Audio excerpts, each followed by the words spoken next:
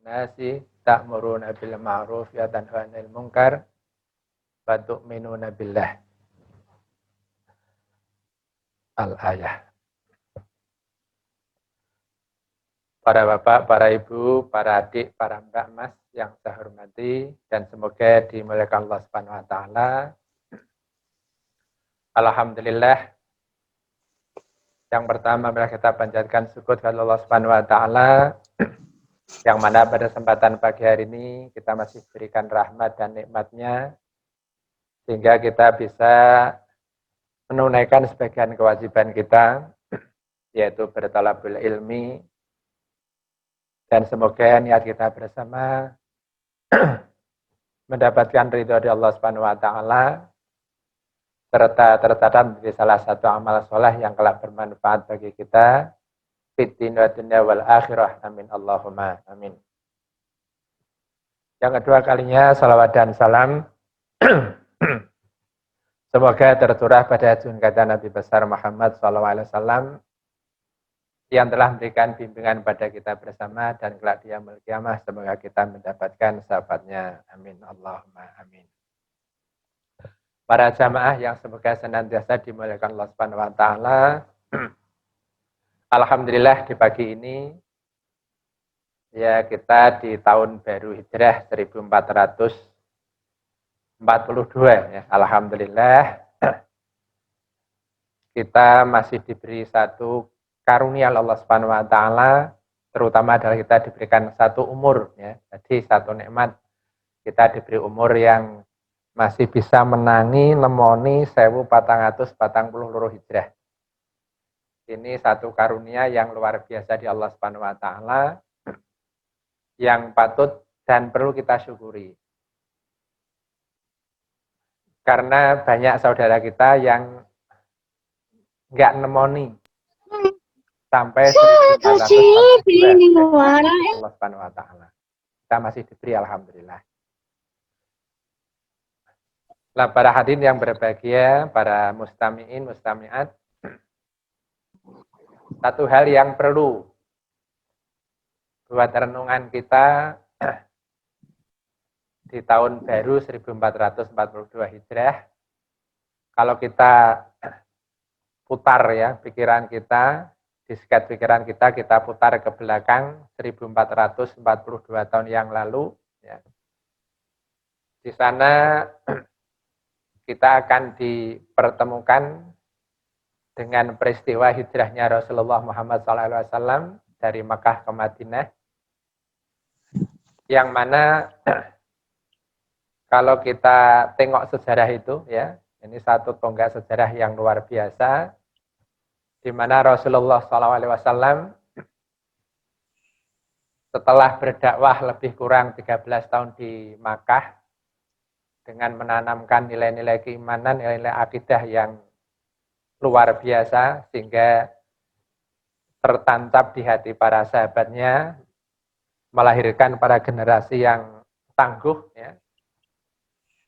Di mana beliau setelah di Makkah lebih kurang 13 tahun dengan tantangan, rintangan yang cukup berat, hinaan, cacian, makian, bahkan upaya pembunuhan, itu pun beliau alami.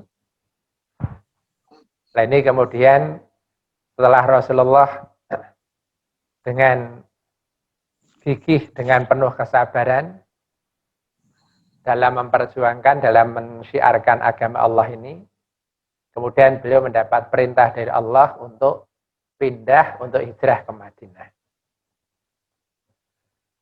Dan dari peristiwa hijrah yang sangat luar biasa itu, ya, bagaimana beliau nah, dalam sejarah itu, ya kalau kita buka sejarahnya, bagaimana beliau akan dibunuh, ya. Kemudian beliau bisa menyelamatkan diri dengan perlindungan Allah, dengan pertolongan Allah, dengan ditemani oleh Abu Bakar As-Siddiq. Beliau kemudian bisa lolos dari Makkah menuju Madinah dengan perjalanan yang ya bisa katakan sembunyi-sembunyi. Kemudian beliau setelah sampai di Madinah, disambut oleh sahabat-sahabat yang sudah menunggu di sana, yang dikenal dengan sahabat Ansor. Beliau kemudian, yang beliau dirikan dulu adalah beliau mendirikan masjid yang sekarang dikenal dengan Masjid Kuba. Setelah beliau bisa mendirikan masjid, ya, kemudian beliau di Madinah dalam waktu lebih kurang 10 tahun, ini beliau bisa merubah tatanan masyarakat, bisa merubah tatanan hidup, bahkan juga masyarakat Mekah yang semula terkenal masyarakat jahiliyah, masyarakat Arab yang terkenal masyarakat jahiliyah yang tidak mengenal Allah, tidak mengenal siapa yang menciptakan mereka, mereka tidak mengenal akhlak, tidak mengenal perilaku, tidak mengenal tata krama, hidupnya hanya bergelimang dengan kemaksiatan, dengan segala yang menyenangkan. Maka kemudian setelah beliau diutus oleh Allah, lebih kurang hanya waktu 23 tahun, ini bisa merubah pola hidup, pola pikir daripada masyarakat di kawasan Arab khususnya, kemudian bisa melebar-melebar, bahkan alhamdulillah sampai kita di Indonesia, di Purwodadi ini bisa mengenal Allah, bisa mengenal siapa pencipta kita, bisa mengenal bagaimana cara kita makan, bagaimana cara kita tidur, bagaimana cara kita berkeluarga sebagai seorang bapak, seorang suami, seorang istrinya. Ini semuanya adalah berkat dari bimbingan oleh Rasulullah SAW tersebut. Para jamaah yang berbahagia, kalau kita tengok sejarah yang demikian ya, jadi satu hal yang sangat perlu kita ambil pelajaran. Jadi secara ringkas kalau kita mau bahas lebih dalam, ya mungkin nggak cukup hanya waktu 1 jam ya. Jadi nggak cukup hanya 1 jam, apalagi mensejarahkan perjalanan Rasulullah yang demikian luar biasa itu. Nah, dari peristiwa itu ya, yang terpenting bagi kita ini, dari perjalanan Rasulullah itu, ini kita bisa ambil beberapa pelajaran. Maka para ulama secara singkat ya, itu membagi bahwa hijrah itu ada 2 ya. Jadi hijrah itu ada 2. Satu, ada yang menyebut dengan hijrah zahiriyah dan hijrah batiniyah. Ada yang menyebut istilah itu. Ada yang pakai istilah hijrah badaniyah dan hijrah qalbiyah. Nah, apa itu hijrah badaniyah atau zahiriyah, dan apa itu hijrah qalbiyah atau batiniyah? Nah, para jamaah yang berbahagia ya, jadi hijrah itu artinya kan perpindahan ya. Jadi pindahnya seseorang dari satu tempat ke tempat lain, dari satu sisi ke sisi lain, atau perubahan dari A menuju B, itu bisa dikatakan dengan hijrah. Nah, hijrah di sini perpindahan secara lahir, jadi itu bisa dikatakan dengan hijrah badaniyah. Jadi Rasulullah yang pindah dari Mekah ke Madinah itu secara badannya, di badannya, fisiknya pindah mau omahe ning Mekah, pindah ning Madinah. Nah, termasuk mungkin misalkan kita ya, kita semula mungkin kita dari Purwodadi, rumah kita, kemudian kita pindah rumah ke Gundi ya, itu misalkan, itu secara lafziyah itu bisa dikatakan sebagai hijrah atau pindah badaniyah. Nah, untuk yang demikian ini tidak terlalu penting ya. Jadi untuk hijrah dalam arti yang seperti ini, untuk sekarang ini tidak terlalu penting. Maka termasuk kalau kita tengok, kita buka hadis Rasul, ini pun Rasulullah juga setelah perjalanan sejarah Islam, Nabi dan para sahabatnya setelah di Madinah lebih kurang 8 tahun, ini kemudian Rasulullah kan dalam sejarahnya, yang dulu beliau bisa dikatakan terusir dari Mekah ke Madinah, jadi bisa dikatakan terusir karena apa itu tempat tinggal beliau yang di Makkah sudah sekian puluh tahun, hampir ya sekitar 53 tahun beliau tinggal di Makkah, kemudian beliau harus meninggalkan Mekah itu demi menyelamatkan agama Allah. Nah setelah 8 tahun di Madinah, ini beliau dengan para sahabatnya ini kemudian bisa menaklukkan Mekah. Jadi Mekah yang semula beliau tinggalkan karena untuk menyelamatkan akidah, menyelamatkan agama Allah. Nah, kemudian beliau bisa menaklukkan kembali Mekah yang disebut dengan Futuh Makkah. Di mana kemudian setelah Futuh Mekah ini, jadi setelah Mekah ini bisa ditaklukkan, artinya umat Islam sudah punya kekuatan yang luar biasa. Dan ini maka Nabi ada satu hadis di sana disebutkan la hijrata ba'dal fathi walakin jihadun wa niyatun. Nah, setelah Mekah ini bisa ditaklukkan oleh Rasulullah, maka beliau bersabda la hijrata ba'dal fathi walakin jihadun wa niyatun. Setelah Mekah ini ditaklukkan oleh Rasulullah, maka tidak ada lagi hijrah.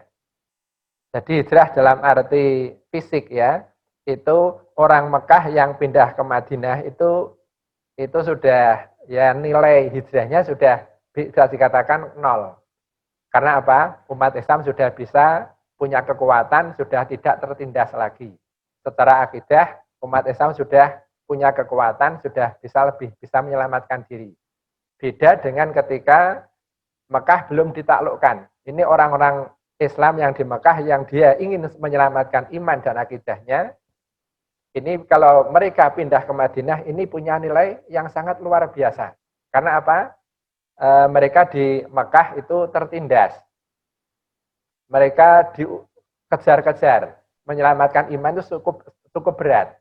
Nah, ketika Mekah ini sudah ditundukkan oleh Rasulullah, nah maka itu orang Mekah mau pindah ke Madinah itu sudah tidak dikatakan hijrah lagi. Mengapa demikian? Karena nilai juangnya sudah bisa dikatakan nggak ada. Kalau mereka hanya pindah sudah nilainya akan beda. Maka hadis selanjutnya mengatakan walakin jihadun wa niyatun. Maka hijrah setelah itu adalah tinggal satu jihad, yang kedua niat. Jadi disinilah yang para ulama kemudian menyebutkan dengan istilah hijrah qalbiyah atau hijrah secara hati atau secara rohaniah. Nah, para jamaah yang berbahagia, nah sekarang kita yang hidup di era tahun 2020 di mana kondisi dunia sudah sedemikian rupa ya. Jadi sekarang kita ya Allah ya luar biasa. Bahkan kita termasuk pagi ini kita ngaji pun kita bisa bisa secara virtual tanpa tatap muka pun bisa ini karena perkembangan teknologi yang sangat luar biasa. Nah, ini tantangan iman kita untuk menyelamatkan akidah kita ini semakin berat ya. Jadi semakin berat. Maka hijrah di abad ini ya, di era global ini, apalagi di era COVID yang semuanya serba harus serba internet ya, termasuk kita pembelajaran internet. Nah ini satu sisi memang ada sisi positifnya. Nah di sisi lain inilah bagi kita, bagi anak-anak kita, ya termasuk adik-adik kita yang masih remaja. Nah ini disinilah perlunya bagaimana kita bisa hijrah secara qalbiyah ini.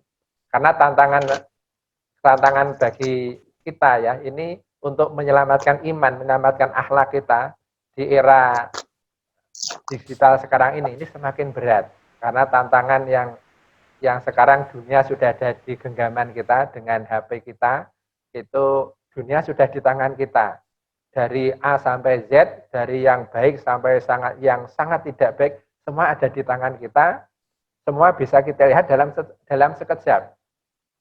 Nah disinilah maka perlunya kita mengambil spirit daripada hijrah ini, bagaimana kemudian kita membangun diri, memperbaiki diri kita. Nah, setelah kita bisa berbuat baik untuk diri kita, bagaimana kita juga bisa berbuat baik untuk orang lain. Jadi di sini kalau kita kaji, kita dalami firman Allah dan sabda-sabda Rasulullah ya, itu kita tidak cukup menjadi seorang yang soleh ya, tidak cukup dengan amal soleh saja, tapi kita juga bisa menjadi muslih.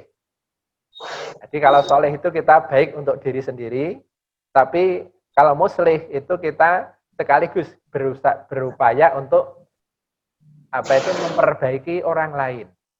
Nah, maka di sini satu tugas hal ya, satu hal yang merupakan tugas utama bagi kita, bagaimana kita bisa memperbaiki diri kita, kemudian bisa juga memperbaiki kepada orang lain. Nah, spirit yang bisa kita ambil ya dari hijrah ini ya, ini bagaimana kita bisa memperbaiki diri kita, kemudian juga bisa memperbaiki kepada lingkungan kita, masyarakat kita. Yang ini nanti akan bisa menjadi nilai plus bagi kita, sekaligus sebagai wujud daripada keimanan kita. Nah, para jamaah yang berbahagia, lah kaitannya dengan bagaimana kita untuk bisa memperbaiki diri kita, lebih-lebih di era global sekarang ini, di mana dunia sekarang bisa kita pegang ya, hati dengan tab ini ya, dengan HP ini, kita memegang dunia, semua ada di sini. Nah, kalau kita ini tidak punya semangat hijrah ya, hijrah dalam arti kita hijrah qalbiyah untuk memperbaiki diri kita, memperbaiki iman kita, memperbaiki moral kita. Nah, kita bisa jatuh ke dalam jurang, ke dalam kondisi di mana kita lebih hina daripada binatang, sebagaimana kata Allah ya. Jadi ulaika kal'anam balhum adol. Kalau kita diberi oleh Allah, diberi akal, diberi hati, diberi telinga, diberi akal pikiran, diberi penglihatan, kok itu tidak kita dasari, kita tidak gunakan untuk yang diajarkan oleh Allah, maka kata Allah ulaika kal'anam balhum adol. Maka kita nanti akan jatuh martabat kita seperti kita menjadi binatang ya, binatang ternak balhum adol. Bahkan kita lebih hina daripada binatang itu. Nah, karena itu ya para ikhwan dan ikhwah yang dimuliakan Allah ya, jadi satu hal bagaimana kita bisa hijrah ini. Maka disinilah di era ini kita yang lebih utama adalah bagaimana kita bisa hijrah secara qalbiyah, menghijrahkan hati kita. Maka Rasul dalam satu hadisnya bersabda, al-muslimu man salimal muslimuna min lisanihi wa yadihi wal muhajiru man hajaru manahallahu anhu. Yang artinya al-muslimu, yang disebut dengan orang muslim, orang Islam, itu siapa? Jadi oleh Rasul diteruskan, yang disebut orang Islam itu bukan orang yang sekedar dia sudah Islam ya.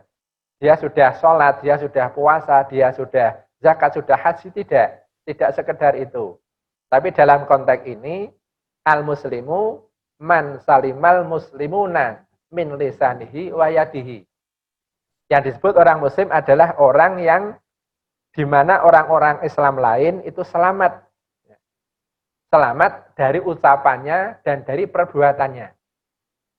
Jadi kalau kita ini ya, seorang muslim hanya baru baik untuk diri sendiri, itu belum sempurna ya. Islam kita belum sempurna. Nah, Islam kita akan menjadi sempurna dikala kita bisa membuat orang lain itu selamat dari ucapan kita, selamat dari perbuatan buruk kita. Maka disinilah kita berusaha bagaimana orang lain itu jangan sampai dia sakit hatinya karena ucapan kita.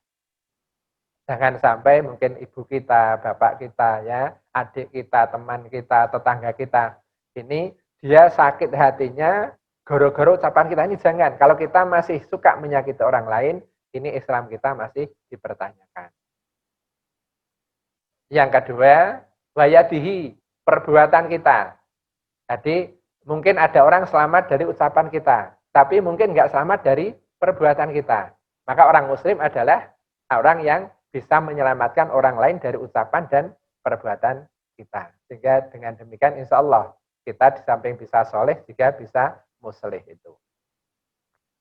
Kemudian wal muhajiru man hajara amman Allah anhu. Nah, orang yang hijrah, siapa itu orang yang hijrah?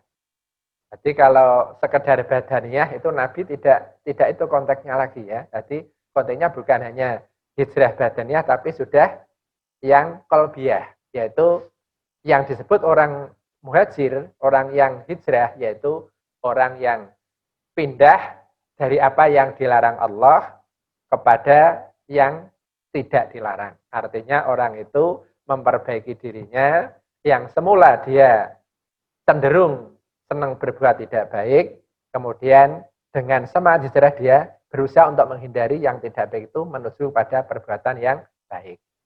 Perbuatan yang semula haram yang dia lakukan menuju perbuatan yang tidak diharamkan. Nah inilah insya Allah kalau orang itu bisa begitu, inilah orang bisa dikatakan sebagai seorang muhajir. Nah, para jamaah yang berbahagia, jadi di dalam kita ya, untuk bisa memperbaiki diri ya, itu memang ya butuh satu kesungguhan ya, butuh satu niat, butuh satu kesungguhan untuk kita bisa menjadi baik. Tanpa ada kesungguhan ya, maka untuk kita bisa hijrah ini salah satu syarat adalah kita melalui pintu taubat ya. Jadi untuk kita bisa pindah dari tempat yang buruk menjadi yang baik, dari kebiasaan amaliyah yang buruk pada yang baik, ini kita perlu ada pendekatan diri pada Allah. Kita kembali kepada jalan Allah. Tanpa itu kita tidak akan bisa kembali kepada jalan Allah. Nah, maka di sini seseorang yang ingin kembali baik ya, itu maka harus ada kesungguhan. Ada satu kisah ya, ada satu kisah para jamaah mungkin pernah mendengar ya, ada seorang sahabat Rasulullah yang sekaligus beliau adalah paman beliau ya, yang sangat luar biasa jasanya dalam membela dakwah Nabi pada saat itu, yang namanya Hamzah ya. Jadi paman Rasul yang namanya Hamzah ini di perang Badar beliau berhasil ya menjadi pahlawan yang luar biasa, bahkan tokoh-tokoh kafir bisa terbunuh di tangannya. Namun kemudian di perang Uhud itu paman beliau yang namanya Hamzah ini dia terbunuh oleh seorang kafir yang namanya Wahsi. Jadi Wahsi ini yang dia berlatih untuk bisa membunuh paman Nabi ini, dia berlatih dalam waktu yang cukup lama ya. Dia dapat dapat pesan siapa yang bisa membunuh Hamzah ini ya, dia akan dapat satu penghargaan yang luar biasa. Maka Wahsi ini ya, dia berupaya sungguh-sungguh berlatih dengan maksimal untuk bisa membunuh Hamzah ini. Nah, maka ketika perang Uhud ya, ini Wahsi itu dia berhasil membunuh paman Nabi yang bernama Hamzah ini. Nah, sampai dalam satu riwayat ya, itu ketika Wahsi ini sudah sadar ya, setelah sadar itu dia ingin bertaubat, ingin kembali kepada jalan Allah ya. Itu dalam satu riwayat itu Nabi pun rasanya itu ada rasa ya masih ya ada rasa ganjel ya, karena dialah yang membunuh paman beliau yang sangat beliau cintai, yaitu Hamzah. Sampai dalam riwayat itu Nabi ditegur oleh Allah. Jadi orang yang orang yang ingin bertaubat, orang yang ingin kembali kepada jalan yang benar itu jangan sampai istilahnya dihalang-halangi. Jadi kamu harus bisa menerima orang yang mau bertaubat ini. Jadi walaupun Nabi waktu itu dalam riwayat hatinya agak rasa ya ada rasa ya sebagai seorang manusia, di Nabi sebagai seorang manusia ya memang manusiawi, karena paman beliau sangat beliau cinta ini itu terbunuh di tangan Wahsi ini. Nah, namun demikian Wahsy yang apa itu punya andil besar terhadap terbunuhnya Hamzah ini ya, paman beliau, paman Rasulullah ini. Nah, ini kemudian dalam satu riwayat ini Wahsy ingin bertobat kepada Allah Subhanahu wa taala, dia mendapat hidayah dari Allah. Dia dalam satu riwayat ini di kitab Tambil Qafilin halaman 35 ya, itu disebutkan di sana anna wasiyan qatala Hamzah aman Nabi kata ila Rasulullah SAW mimma kata inni uridu an aslama walakin yamnauni anil Islam ayatun minal Quran nuzilat alaika, yang artinya bahwa Wahsy yang telah membunuh Hamzah itu ya, dia menulis surat kepada Nabi dari Makkah, dia kirim surat kepada Rasul yang inti surat itu mengatakan inni uridu an aslama walakin yamnauni anil Islam ayatun minal Quran nuzilat alaika. Wahai Rasul, jadi inti suratnya itu aku ingin masuk Islam ya. Aku ingin masuk Islam, tetapi di antara ayat Al-Quran itu ada yang mencegahku untuk saya masuk Islam. Ayat yang diturunkan Allah kepadamu itu ada yang menjadi ganjalan bagi saya untuk saya masuk Islam. Wahya qaulu ta'ala walladzina la yatuna ma'ilahan akhar wala yaqtulun nafsal lati harama illa bil haqq wala yaznun. Di mana di sana dikatakan ya, jadi di ayat itu yaitu ada kata-kata walladzina la yatuna ma'ilahan akhar. Jadi orang-orang yang tidak memohon kepada Allah dengan Tuhan yang lain. Wala yaqtulun nafsal lati harama illa bil haqq. Mereka yang tidak membunuh seseorang atau membunuh jiwa yang Allah haramkan kecuali dengan yang hak. Wala yaznun, dan mereka tidak berzina. Wa may yaf'al dzalika yalqa asama. Siapa yang melakukan perbuatan itu, maka dia akan mendapatkan azab dari Allah. Nah, Wahsy dengan ayat itu ya, itu dia merasa ini menjadi penghalang saya untuk saya bertaubat. Karena apa? Wa ini qad fa'altu hadil asya as-salasah. Karena saya menjadi pelaku ini semua. Jadi saya ya melakukan apa itu syirik, jadi mohon kepada selain Allah. Saya membunuh seorang termasuk paman beliau, pamanku ya Rasul. Kemudian saya juga berzina. Jadi 3 hal ini saya lakukan semua. Maka saya untuk bertaubat bagaimana ini? Nah, ini satu hal yang sangat luar biasa dari seorang Wahsy yang terbuka hatinya untuk kembali pada Allah, tapi dia merasa terganjal oleh ada ayat ini.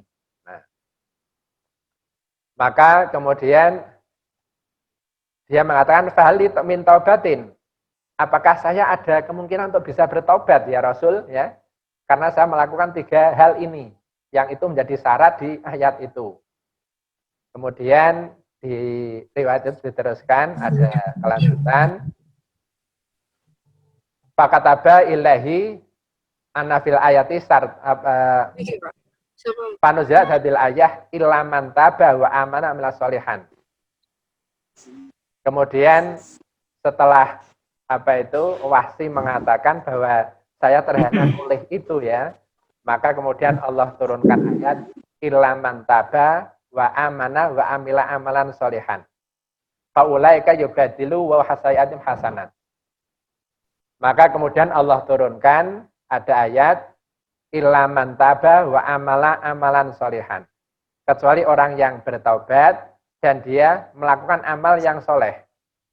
Maka mereka akan digantikan keburukannya dengan kebaikan-kebaikan. Itu ada di surat Al-Furqan yang tadi ayat 68. Nah, ini ayat yang ke-70. Nah, kemudian di situ ada ayat yang mengatakan kecuali orang-orang yang bertaubat.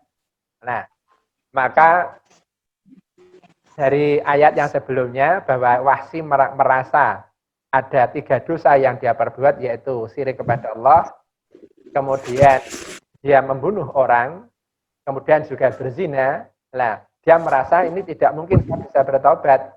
Maka kemudian turun ayat illa man taba wa amana wa amila amalan sholihan.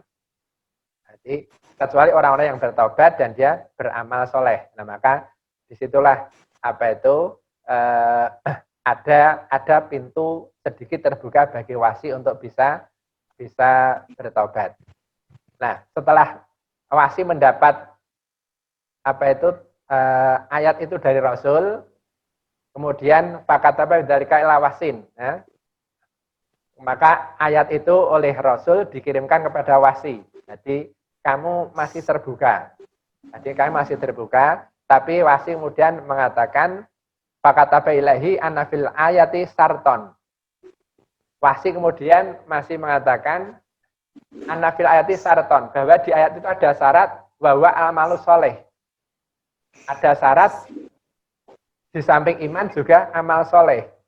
Nah, apakah saya nanti mampu untuk beramal soleh? Ya, jadi apakah saya mampu untuk beramal soleh, wahai Rasul? Ya, karena di situ ada syarat kecuali beriman juga ada harus beramal soleh. Nah, maka kemudian diturunkan lagi oleh Allah ayat yang lain, yaitu ada ayat innallaha la yaghfiru ayyushraka bihi wa yaghfiru ma duna dzalika liman yasha. Nah, yaitu di surat An-Nisa ayat 48. Surat nomor 4 ayat 48. Di mana di sana dikatakan oleh Rasul, ya, informasi dari Allah bahwa sekalipun kamu enggak punya amal soleh, ya, kamu sepenting kamu iman, kowe duwe amal soleh, ya, belum punya amal soleh enggak apa-apa. Tapi sepenting apa? Kamu tidak melakukan perbuatan syirik. Jadi syirikmu mau tinggalkan, ya. Kamu sudah apa itu mau beriman, upama amal soleh hurung iso enggak masalah, tapi apa? Kamu yaitu apa?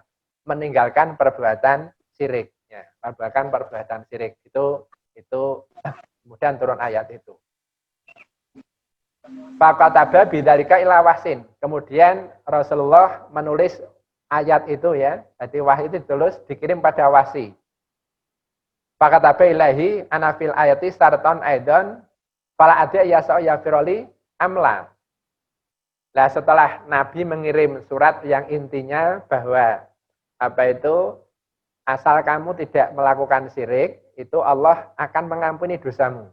Nah, begitu wasi mendapatkan balasan dari Nabi, itu wasi kemudian menulis surat lagi yang dia kirim pada beliau, bahwa di ayat itu ada syarat juga, yaitu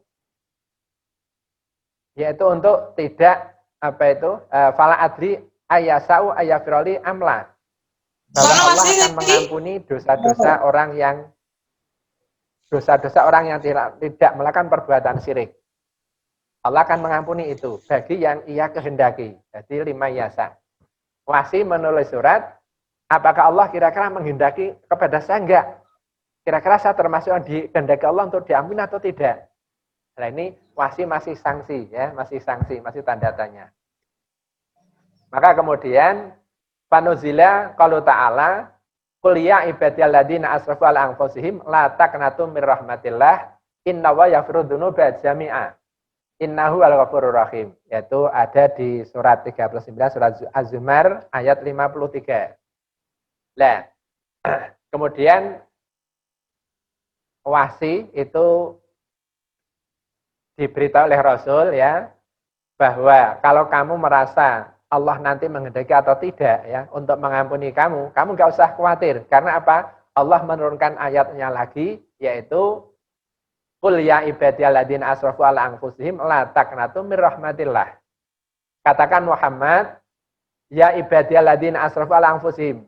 Hamba-hambaku yang melampaui batas terhadap diri mereka sendiri, yaitu mereka yang berbuat zalim, berbuat dosa, berbuat maksiat, ya, yang penuh dengan dosa. La taqnatu mir rahmatillah innallaha yaghfiru dzunuba jami'a. Kamu jangan putus asa dari rahmat Allah.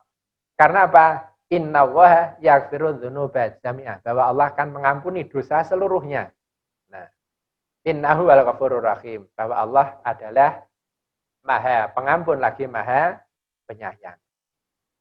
Faqatiba ila wasiyin falam yajid biasarton faqadiman madinatahu aslama. Nah, kemudian ayat yang turun itu oleh Nabi, ditulis, dikirimkan kepada wasi, yang mana di situ tidak ada syarat lagi, tidak ada syarat untuk beramal soleh, tidak ada syarat untuk nanti diampuni atau tidak, Allah menghendaki ampun atau tidak. Karena apa? Allah yaghfiru dzunuba jami'an, bahwa Allah akan mengampuni semua dosa.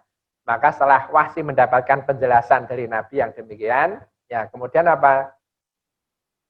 Faqadimal Madinata wa aslama. Maka kemudian wasi datang ke Madinah dan kemudian dia masuk Islam. Nah, para jamaah yang berbahagia, nah dari sejarah taubatnya wasi ini ya, ini satu pelajaran bagi kita. Jadi bagaimana di dalam kita hidup ini ya, jadi di dalam kita hidup ini dan kita akan tidak hanya di dunia ya. Perjalanan hidup kita ini dari alam roh ya, kemudian kandungan, kemudian kita di dunia, kemudian besok akan dikubur, kemudian masuk alam akhirat ya, perjalanan hidup kita ini. Nah, di sini kita jangan merasa yang penting aku urip ning donya seneng. Yang penting aku ning donya iso puas. Yang penting aku ning donya iso ini dan itu. Nah, kita tidak cukup dengan itu. Tapi kita sebagai seorang muslim ya, yang meyakini adanya kehidupan setelah dunia ini, adanya kehidupan setelah mati, lah disinilah kita dengan hijrah ya, dengan hijrah ini bagaimana kita menyiapkan persiapan hidup kita di dunia ini untuk kita bawa ke akhirat nanti. Kebahagiaan kita jangan cukup kita bahagia di dunia, tapi juga bahagia di akhirat. Nah, maka bagaimana seorang wasi ini ya, jadi seorang wasi yang dia dia seorang kafir yang dulu membunuh paman Nabi SAW ya, Sayyidina Hamzah. Kemudian beliau dapat panggilan untuk bertaubat ya, di mana taubatnya itu pun melewati liku-liku yang cukup berat ya. Dia mau langsung taubat itu masih ada perasaan-perasaan yang tidak dia bisa kira-kira Allah ngampun atau tidak. Ini memang wajar ya. Jadi kita seorang manusia ini kadang-kadang kalau kita bergelimang dengan dosa, bergelimang dengan maksiat, itu kadang-kadang di hati kita, di pikiran kita itu muncul pikiran kira-kira Allah ngapura saya atau tidak, atau mengampuni saya atau tidak. Nah, maka di sini seorang yang iman pada Allah ya, seorang iman pada Allah kemudian menyadari akan kehidupannya itu tidak abadi di dunia, tapi juga nanti sampai di akhirat, maka dia akan berusaha bagaimana membentengi dirinya, bagaimana berusaha untuk kembali pada jalan Allah. Karena apa? Orang wong sing urip ki tanpa punya maksiat, tanpa punya masa lalu enggak ada. Jadi kecuali Rasulullah ya. Jadi manusia itu semuanya pasti pernah mengalami perbuatan sing ora bener. Pernah mengalami liku-liku kehidupan yang kita tidak langsung baik, itu tidak. Pasti melalui ada kisah-kisah kehidupan, ada pengalaman kehidupan sing semula tidak semestinya. Kemudian bisa berubah lah. Disinilah kita sebagai hamba Allah ya, piye carane kita bisa hidup nanti ben iso selamat dunia selamat akhirat. Maka dari perjalanan wahsi antara lain ya, itu kita bisa mengambil pelajaran kemauan kita untuk bisa kembali pada jalan Allah ya, itu perlu ada kesadaran. Nah, maka para jamaah yang berbahagia ya, jadi satu hal yang perlu ada pada kita ya, agar kita bisa memperbaiki diri ya, memperbaiki diri itu pertama untuk kita bisa memperbaiki diri itu ada beberapa tips ya, ada beberapa hal yang bisa lakukan, yaitu bagaimana kita bisa memperbaiki diri kita. Pertama adalah apa? Ada niat yang ikhlas. Jadi kalau kita ingin jadi orang yang diridhoi Allah ya, jadi kalau kita semula mungkin senang berbuat maksiat ya, senang berbuat yang tidak diridhoi Allah ya, kita harus sadar bahwa kita nanti akan kembali pada Allah dan akan mempertanggungjawabkan semua amal kita ini akan kita pertanggungjawabkan. Nanti kita akan selamat atau tidak itu akan tergantung kepada rahmat Allah. Setelah kita berusaha semaksimal mungkin. Maka di sini untuk kita bisa memperbaiki diri itu pertama kita harus ada niat yang ikhlas untuk berubah. Jadi nah niat ini nomor 1 ya. Jadi bagaimana niat kita? Nah, ibaratnya kayak wong ini ya. Wong bane sing biasanya ngerokok contoh ya. Itu apa nglareni ngerokok itu ada yang sulitnya luar biasa. Ning nak sakko poso itu bisa ya. Nak poso itu orang ngerokok awet jam 4 pagi sampai jam 6 sore itu kuat. Nah, karena apa? Itu ada niat. Nah, sama dengan kita yang semula. Mungkin kita sering berbuat yang tidak pas, ya, sering melanggar syariat Allah, sering melakukan larangan Allah. Nah, ini untuk kita bisa kembali kepada yang baik, memperbaiki diri kita, harus ada niat yang sungguh-sungguh.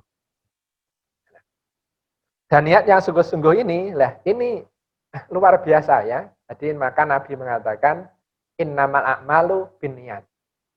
Wa innamal likulli imri'in ma nawa. Bahwa diterima tidaknya suatu amal itu tergantung niat kita.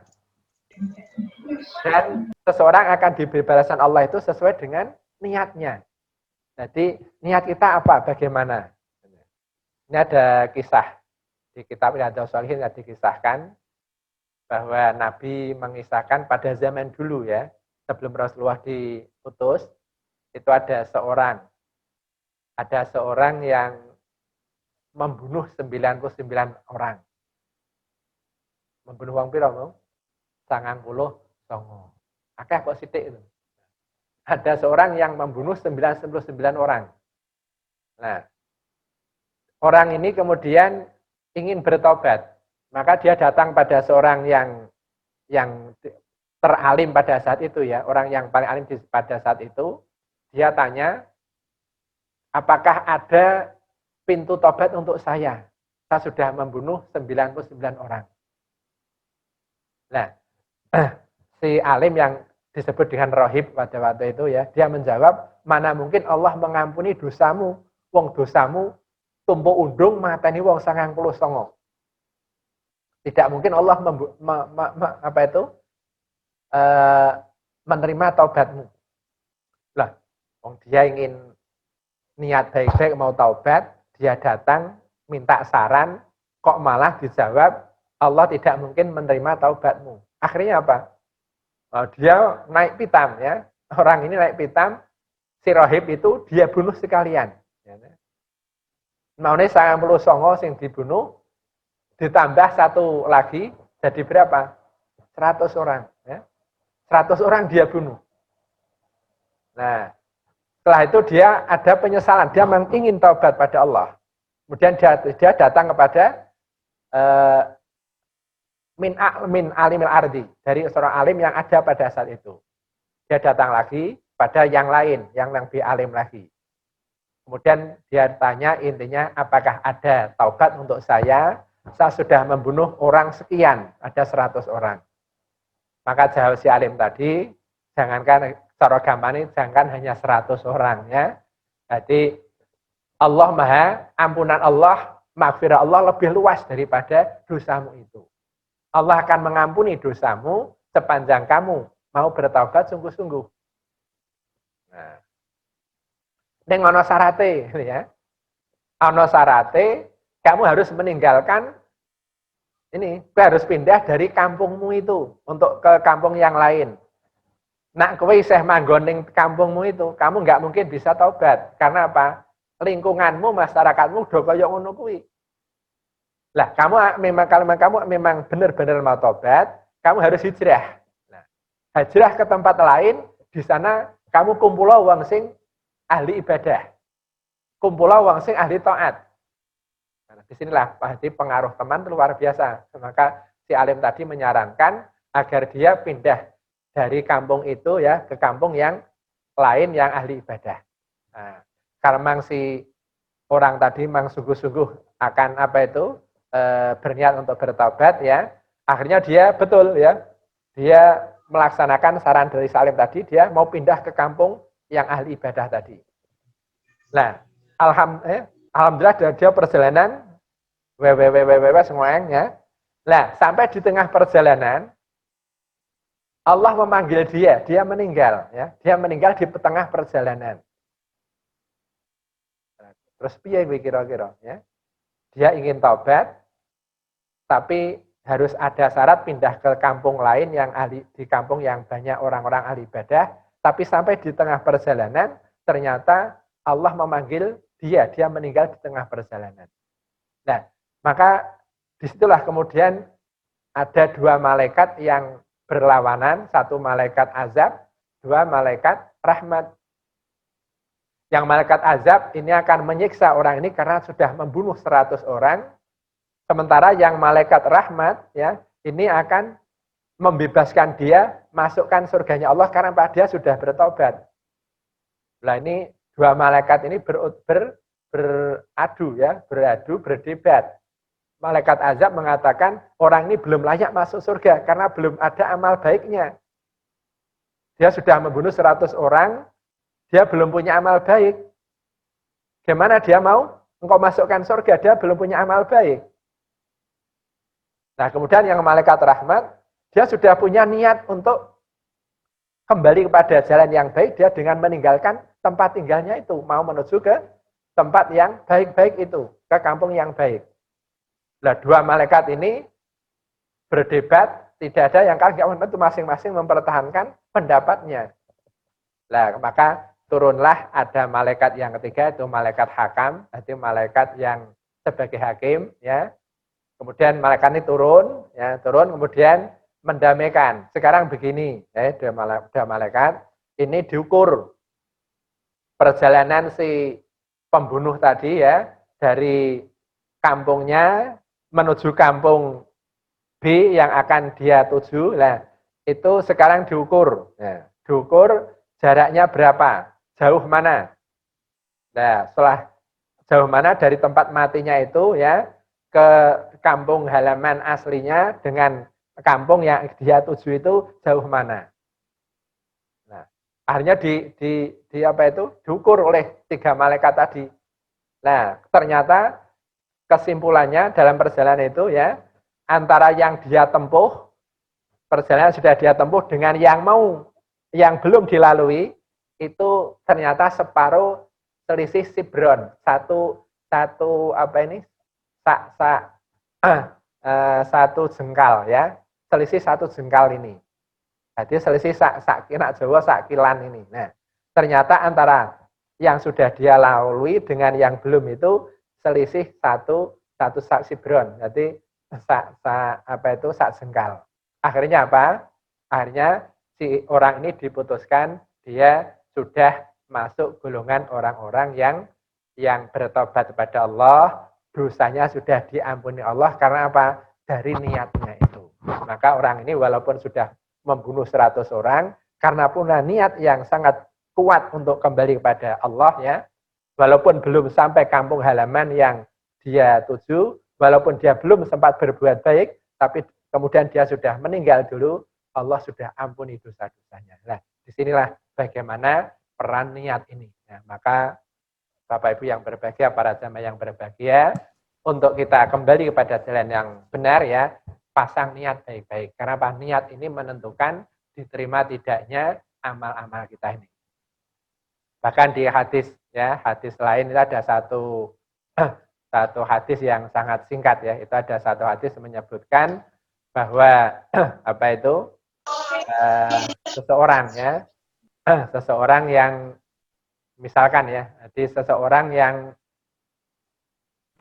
manid dana ya, dainan walayanwi qadahu fahuwa sarikun. Jadi Nabi mengatakan seseorang yang mengambil hutang dari orang lain ya, jadi hutang dari orang lain, kok dia tidak punya niat untuk mengembalikan, fahuwa sarikun, maka dia pencuri. Ya.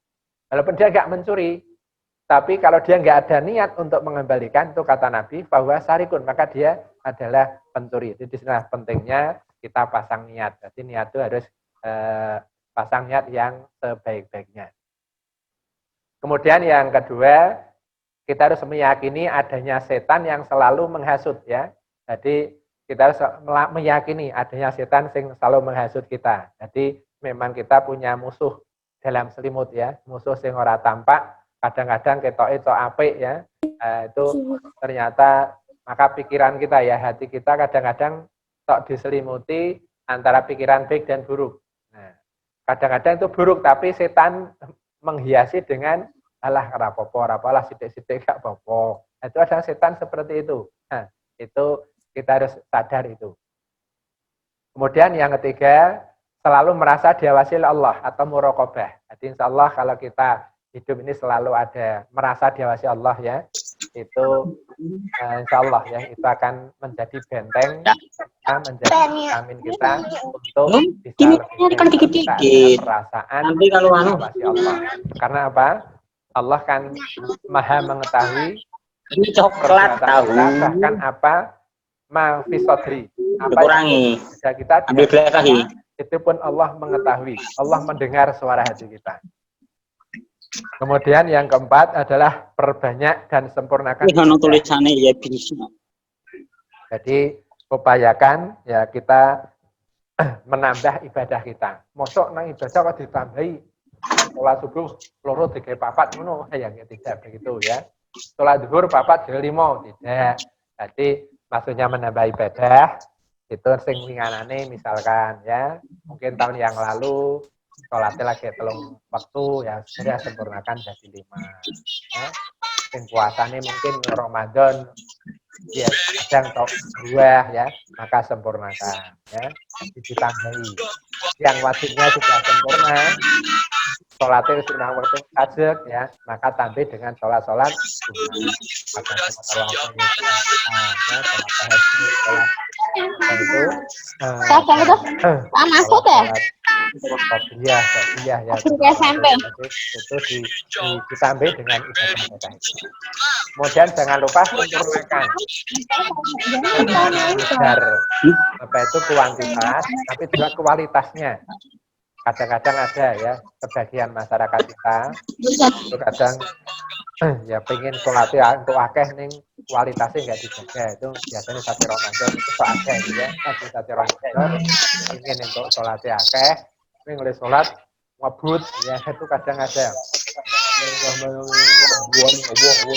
artinya itu kadang terjadi ya jadi ingin untuk akeh ngebut sholatnya itu ya itu perlu pencerahan ya jadi di samping banyak ibadahnya tapi juga jangan lupa disempurnakan. Kemudian yang kelima selalu berdoa mohon bimbingan dan perlindungan kepada Allah. Jadi jangan lupa bahwa kita ini tanpa pertolongan Allah, tanpa perlindungan Allah ya dari setan ya, itu kita tidak mungkin ya. Kita untuk mengalahkan nafsu kita, mengalahkan setan itu kita tidak mungkin kalau tidak dibantu oleh Allah Subhanahu wa taala ya. Iblis setan kan dia selalu memusuhi kita.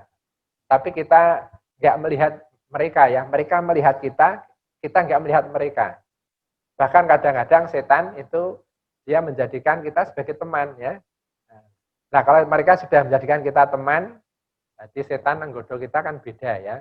Nah, setan model orde lama itu kan setan ki rupane kadang medeni ning nggon perapatan ya, ning nggon wit apa di meden itu setan orde lama ya. Jadi kaya gendruwo ana, blundung petengis ana, itu setan orde lama itu godane wong tuh dia memperlihatkan hal-hal yang menakutkan ya, sehingga wong ape ngaji ra sida, ape nang masjid ra wah ono pedene.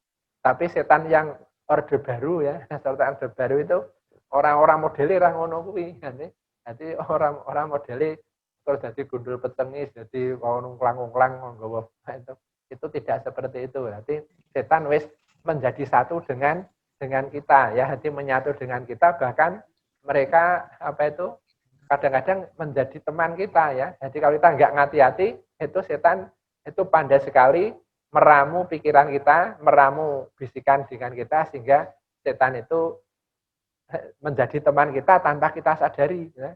Sehingga dia belok-belokkan sana sini. Nah, maka disinilah kita perlunya senantiasa mohon pada Allah agar dilindungi dari godaan setan ini. tanpa kita dibimbing, dilindungi Allah, itu maka la haula wala quwata illa billahil aliyil azim.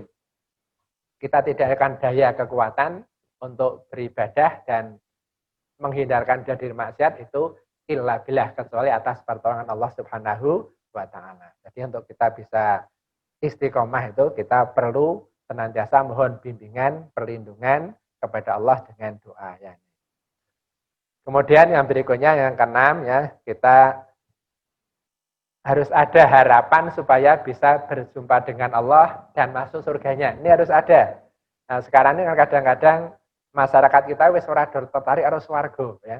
Jadi pikiran swarga, pikiran neraka itu kadang wis wong wis dorang mikir. Yang penting dunia. Padahal apa itu? Dunia itu kan ya dinikmatane yo ngene iki ya. Dadi donya ki sak pol-pole yo ngene iki. Nah, kok nek suwe saya jeleh ya. Dadi contoh ya, wong yang wis urip rata-rata nggih wong 90 tahun, 100 tahun wis ora pengin duwe mobil, pengen duwe omah, malah sing dipikir apa? Wis 90 tahun, 100 tahun itu dia kan mikirnya malah aku randang mati-mati. Dia nanti randang mati-mati mikirnya. Nanti maka itulah jadi kita harus punya harapan, harus untuk bisa berjumpa dengan Allah, untuk bisa apa itu masuk surganya Allah Subhanahu wa taala. Kemudian yang ketujuh ya, untuk bisa memperbaiki diri kita ya, kita berusaha untuk berperilaku seperti yang dicontohkan Rasul ya. Jadi apa itu Allah mengatakan kul in kuntum tuhibbunallaha fattabi'uni yuhibbukumullah wa yaghfir lakum dzunubakum. Jadi Allah mengatakan in kuntum tuhibbunallaha fattabi'uni. Muhammad katakan kalau kamu ya betul-betul cinta Allah maka ikutilah aku. Jadi kalau kita ingin memperbaiki diri ya berusahalah, maka bacalah apa itu ya, sejarah Nabi, bacalah ya hadis-hadis Rasul, ada hadis bagaimana ubudiyah Rasul dalam 24 jam itu ya, kalau kita banyak membaca insya Allah ya itu sedikit demi sedikit itu pasti akan masuk ke hati kita. Oh, Rasul seperti ini, bangun tidur seperti ini, makan seperti ini, sholat seperti ini ya, dengan istri seperti ini, dengan tetangga seperti ini. Nah, begitu kita mengetahui ya bagaimana perilaku Rasulullah ya, itu insya Allah itu nanti akan masuk ke hati kita, ke pikiran kita, bagaimana kita akan bisa mengikuti Rasulullah SAW. Kemudian yang kedelapan, harus ada di kita ada rasa takut pada azab Allah.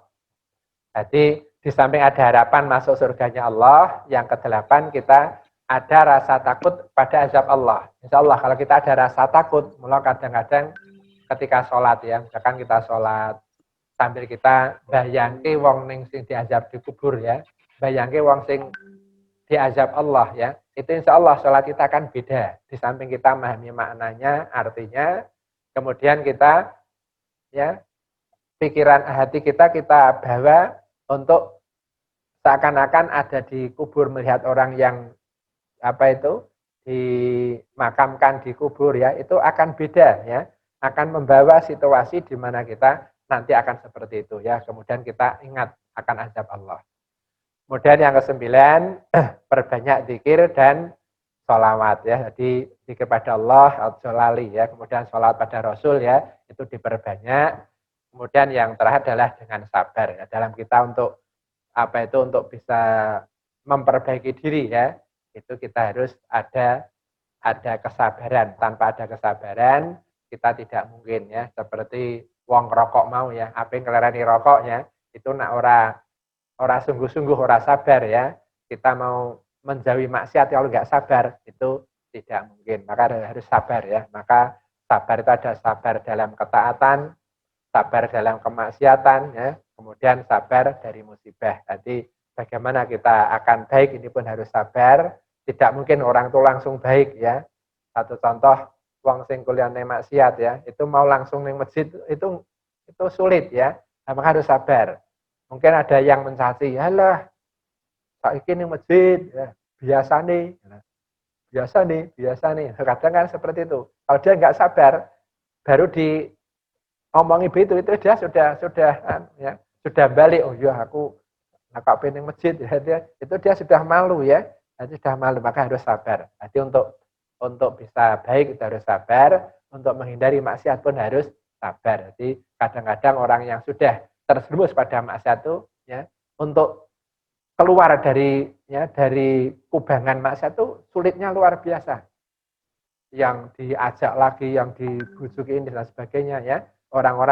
Biasanya orang-orang yang masih bergelimang di sana itu akan berusaha menarik kembali karena dia akan kehilangan temannya, maka dia ditarik terus. Nah, maka orang yang mau kembali pada jalan Allah ya, itu harus sabar. Betul artinya apa? Ya, ujian-ujian dan rintangan itu harus dihadapi dengan penuh ya, dengan penuh kesabaran, ketabahan, memang akan keluar dari kubangan maksiat itu butuh perjuangan.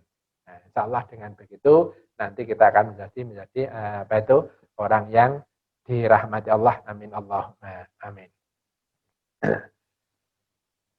Ya para jamaah yang berbahagia, ya ini sudah jam 9.15 ya, sudah 9.15. Barangkali apa yang saya sampaikan ya, ini ada hal-hal yang mungkin perlu ditelaah lagi atau mungkin perlu didiskusikan ya, karena ya kita serampangan kan mungkin ada sesuatu yang belum bisa dicerna secara maksimal, maka masih ada waktu kita bisa berbincang-bincang. Kalau nanti saya bisa menjawab langsung pertanyaan dari para jamaah ya kita jawab langsung. Kalau mungkin saya belum bisa ya nanti kita kasih waktu insya Allah di pertemuan lain atau mungkin lewat WA insya Allah bisa ya ini. Mungkin demikian para jamaah yang berbahagia, pertemuan kita untuk selanjutnya nanti bisa dialog. Demikian, Assalamualaikum warahmatullahi wabarakatuh.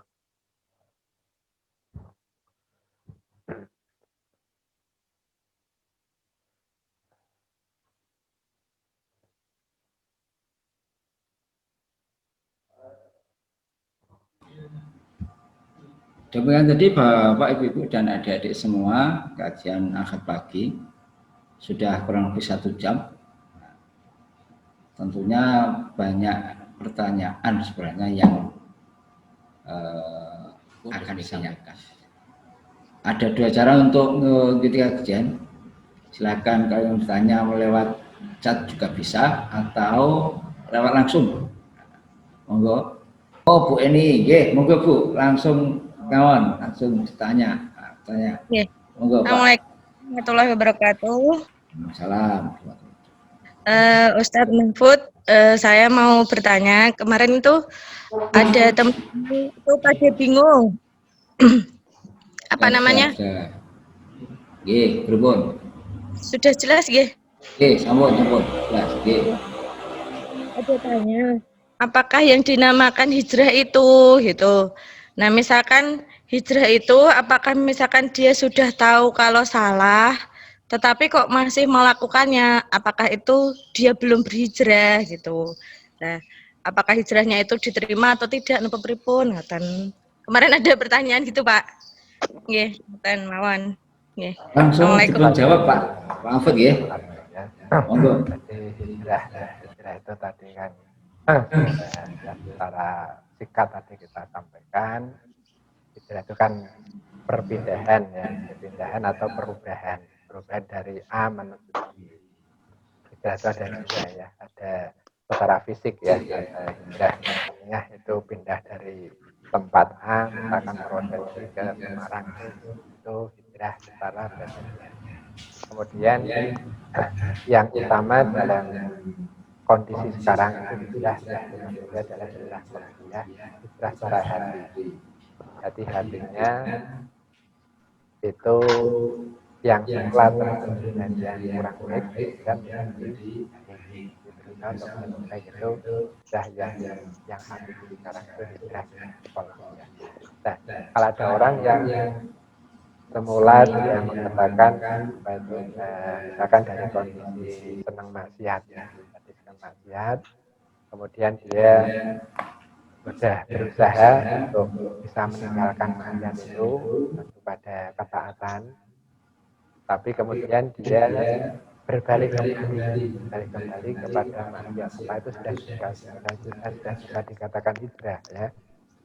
Yaitu yang pertama tadi sudah hanya belum istiqomah ya. Jadi hijrahnya belum istiqomah. Nah, maka di sini hijrah itu ya harus berusaha bisa istiqomah. Nah, untuk bisa istiqomah itu bagaimana? Nah, tadi ada beberapa tips ya. Jadi ada salah senantiasa mohon perlindungan pada Allah, agar ketaatannya itu bisa diselamatkan Allah, tidak tidak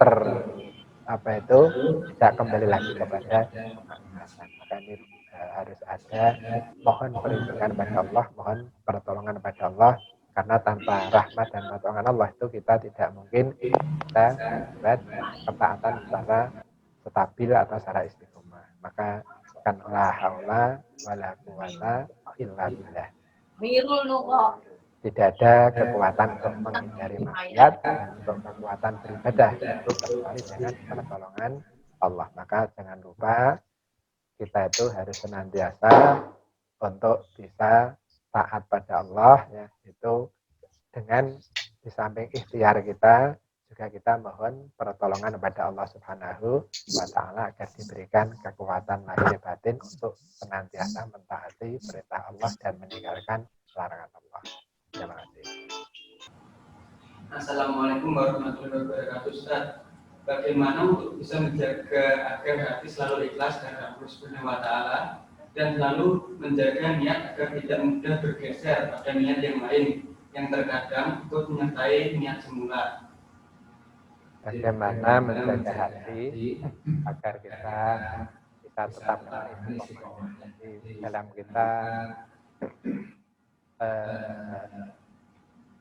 kita memahami Allah itu kita bisa tetap istiqomah, tidak bergeser kepada kemaksiatan. Itu bagaimana caranya ya? Caranya itu antara tadi ya, bagian sudah kita sebutkan di depan. Satu ya, harus ada niat yang sungguh dalam kita. Ada niat yang sungguh untuk kita, bahwa kita ini adalah sadari bahwa hidup saya ini bukan kemauan saya. Hidup kita kan kemauan Allah, bukan kemauan saya, bukan kemauan orang tua saya, tapi kemauan Allah. Maka itu jangan kemauannya sendiri, karena hidup kita ini pun karena kemauan Allah. Kemudian jangan lupa ya, kita senantiasa mohon perlindungan pada Allah. Dia harus doa ini jangan lupakan doa ya. Jadi tanpa pertolongan Allah kita nggak bisa mungkin ya, kita tidak mungkin bisa menyelamatkan iman kita atau ibadah kita. Maka harus senantiasa mohon perlindungan pada Allah. Saya sendiri sering ya, kadang-kadang hati saya kok rasanya ya, ibadah itu kok rasanya kok seampang ya, seampang rasanya kok nggak bisa nyentuh itu ada apa ya. Maka saya pun ya sering kali itu saya mohon pada Allah ya. Jadi saya merasakan dalam ibadah kok tidak ada kelezatan, tidak ada kenikmatan. Saya yakin ini ada tabir pahalanya karena dosa saya Allah. Maka ampuni ya Allah dan angkatlah tabir itu ya. Tabir penghalang kenikmatan ibadah ini. Nah, ini insya Allah ya, itu begitu kita mohon pada Allah itu nanti hal yang semula menjadikan penghalang hati kita untuk taat ya, menjadikan penghalang kita untuk lezat dalam ibadah, itu nanti akan diangkat oleh Allah. Itu saya sendiri merasakan itu ya. Jadi maka untuk menjaga agar kita bisa istiqomah itu jangan lupa niat kita senantiasa sungguh-sungguh, kemudian jangan lupa mohon pertolongan pada Allah Subhanahu wa taala. Kemudian yang ketiga, perbanyak zikir ya, perbanyak zikir. Karena apa? Ada satu hadis Rasul ya. Jadi tidak ada yang bisa mengalahkan godaan setan kecuali zikrullah. Jadi zikir pada Allah itu sangat-sangat luar biasa. Ada kekuatan tersendiri. Nah, seandainya di riwayat lain ya, itu ada kalau kita ini hubungan dengan Allah kok putus sedetik saja, maka setannya akan masuk. Jadi setan itu senantiasa kan yuwaswisu fi sudurinas. Jadi ada yang menyebutkan tuh bahwa setan ada di mulut hati kita. Setan itu ada di mulut hati kita. Dikala kita ini kepada Allah putus sejenak ya, maka setan akan masuk. Maka kita harus banyak zikir pada Allah. Itu akan menjadi kekuatan batin kita. Kemudian yang keempat itu untuk menjaga kita agar istiqomah tidak bergeser ya.